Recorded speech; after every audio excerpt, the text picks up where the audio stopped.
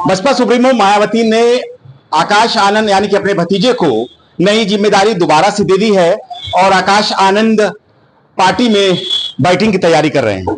ऐसे में बसपा कितनी मजबूत हुई है और बहुजन समाज पार्टी के आगे बढ़ने से अब किसे बड़ा नुकसान होगा या भविष्य के घर में क्या क्या छुपा हुआ है। इस वक्त हम सहारनपुर में हैं बसपा कार्यालय पर, तो बात करते हैं यहाँ पर जो लोग मौजूद हैं कि वो लोग क्या महसूस। जी, आपका नाम?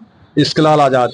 इश्कलाल आजाद जी, आप पुराने बहुजन समाज पार्टी के नेता हैं, कैसा लगता है कि आकाश आनंद को यानी कि बुआ ने भतीजे को दोबारा से वापस लिया है पार्टी के अंदर? ये स्वागत योग्य कदम उठाया बहन जी ने जी, और बहुत ही अच्छा कदम उठाया बहन जी ने। जो भी आज आनंद जी को जिम्मेदारी दी है तो ये मान के चलो कि इससे पार्टी में युवाओं में एक नया उत्साह, एक नया संचार क्रांति का पैदा होगा। क्या लगता है कि आपको जो चंद्रशेखर हैं यूपी के अंदर, उनकी बढ़ती लोकप्रियता के सामने बसपा को जो नुकसान हो रहा था उसमें कुछ फायदा हो? आज का आनंद जी के आने से चंद्रशेखर खत्म हो जाएगा और आकाश आनंद जी के साथ में युवा जुड़ता चला जाएगा। 2027 का जो आने वाला विधानसभा चुनाव, क्या लगता है कि क्या होगा, क्या तय होगा उसमें? सरकार बहन जी की बनने जा रही है, इसमें कोई दो राय नहीं। आपका बहुत स्वागत है। क्या लगता है आपको, आकाश आनंद पार्टी में आए हैं तो कैसा लगता है आपको? इधर देखिए। आकाश आनंद जी के आने से जो युवा शक्ति है, जो युवा लड़के हैं, वो आदरणीय बहन कुमारी मायावती जी में आस्था रखते हुए पार्टी को मजबूत करेंगे और 2027 में बहुजन समाज पार्टी की 5वीं बार सरकार बनेगी। और बहुजन समाज पार्टी भाईचारे में आस्था रखती है। भाईचारा के बल पर ही, भाईचारा के आधार पर ही देश के सबसे बड़े सूबे में आदरणीय बहन कुमारी मायावती जी ने 4 बार सरकार बनाई और सरकार का सभी वर्गों को लाभ मिला। नई नई योजना चलाकर आदरणीय बहन कुमारी मायावती जी ने इस देश और प्रदेश में साबित कर दिया कि सरकार ऐसे चलती है।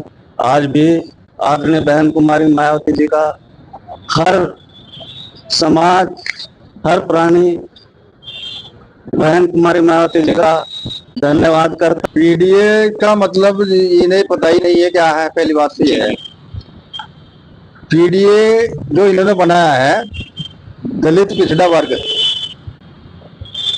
दलित पिछड़ा मुस्लिम वर्ग, ये इन्होंने संगठन तैयार किया, लेकिन ये ना तो मुसलमान के हैं ना दलितों के हैं, ये किसी के नहीं है। अगड़े पिछड़ों के किसी के काम नहीं किया।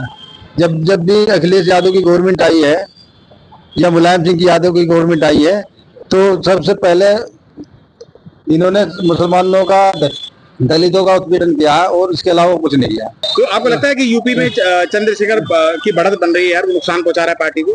हाँ, थोड़ा नुकसान तो पहुंच ही रहा है भाई। मान लिया अगर विधानसभा में 2000 वोट काट रहा है तो भी नुकसान नहीं है। 2027 में कैसे देखते हैं फिर आप? 2027 में तो यह उम्मीद है हो सके जनाधार बढ़ जाए। किस तरह से मानते हैं आप जीत हासिल होगी मायावती को? जीत हासिल है। हमारे हर समाज का आदमी जो है, जैसे मोहम्मदन है, हिंदू है, मान लिया जैसे कैंडिडेट खड़ा होगा, हिंदू भी होगा, मुसलमान भी होगा, उसके हिसाब को देख तो जनाधार बढ़ सके। तो आप समझ सकते हैं कि मैं इस वक्त बीएसपी कार्यालय को, हालांकि यहाँ भीड़ कम है, लेकिन भाजपा के जो कार्यकर्ता है मौजूद हैं उनमें थोड़ा जोश है। वो इस बात को कह रहे हैं कि सर्वजन हिताय सर्वजन सुखाय, और इसी नीति पर मायावती काम भी कर रही हैं और 2027 में मायावती को ही वो लोग देख रहे हैं कि मायावती चुनाव जीतेंगी। 2027 में मायावती आएंगी और चंद्रशेखर को वो पार्टी के सामने कुछ नहीं समझ रहे हैं लोग। जो कार्यकर्ता है वो, उनका कहना है कि चंद्रशेखर से हमें कोई नुकसान नहीं है, जो थोड़ा बहुत नुकसान है उसको देख लिया जाएगा, कवर कर लिया जाएगा। बहरहाल इस बात को कार्यकर्ता कह रहे हैं कि बसपा 2027 में मजबूती के साथ आगे बढ़ेगी और आकाश आनंद का पार्टी में आने के फैसले को भी सभी लोग उसका स्वागत कर रहे हैं। कैमरा पर्सन मुकेश गिर के साथ गौरव मिश्रा, न्यूज़ 24, सहारनपुर।